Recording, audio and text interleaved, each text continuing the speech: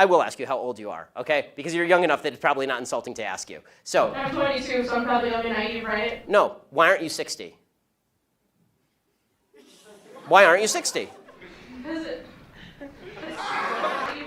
Why can't you identify as 60? What is the problem with you identifying as 60? It's not the same as gender. You can't just... You're right. Age is significantly less important than gender. You can't magically change your gender. You can't magically change your sex. You can't magically change your age. You can still legally change it. People recognize You can't legally change your age, by the way.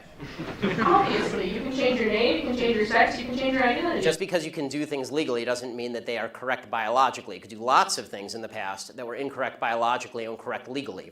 I'm very glad that none of these opinions are actually accepted in academia and haven't been for over 70 years. Sent this here on Twitter. Okay, so the notion that they haven't been accepted for over 70 years is a bizarre one, considering they were accepted until about 5 minutes ago. And the basic idea that male and female do not exist runs counter to all mammalian biology, all of it, not just human. Are we to suggest that gender and sex are different in walruses? How does this work exactly? Like, are they different in bears? Anytime you have all mammalian reproduction is rooted in the idea that there's a sexual dichotomy between male and female. To obscure that with all sorts of semantic word games about how you feel subjectively has no bearing on whether male and female are categories that exist. And if you're trying to define male and female with reference to any subjective category that cannot be identified by any metric whatsoever other than how you feel today, I challenge whether that is scientific or whether that is merely a self-perception that is being guided by a political agenda. You see, despite all the wins, I'm still paid less than men who do the same job that I do. They don't do the same job that you do. They don't. You know how I know? Because Megan Rapinoe, anytime you want, you can go play on the men's team.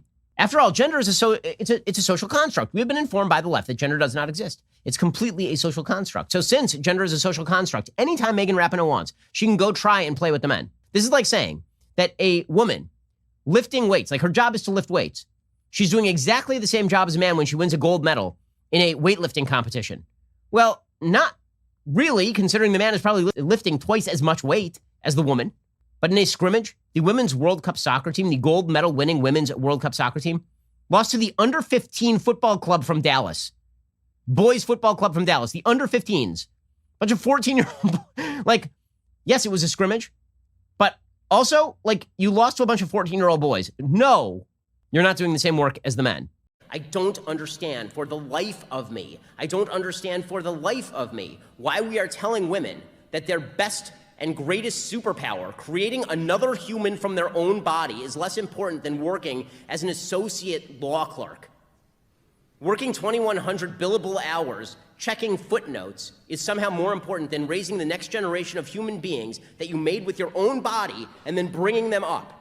Now, some people may choose that. Fine, again, for the 1,000th time, that's fine, do what you want, it's a free country. But if you're going to indoctrinate women to believe that happiness comes from working as an accountant, but not from spending more time with your children, there's not a single person who on their deathbed said, I wish I had done one more doc review. First of all, if somebody commits a sexual assault, the only person to blame is the person who commits the sexual assault, right? That right off the bat. Mm-hmm. Right? Victims are not to blame for their own sexual assault. I also think that if you put yourself in a risky situation, then you've put yourself in a risky situation, right? We do this every day, right? Every day we make decisions about what sort of situations to put ourselves in.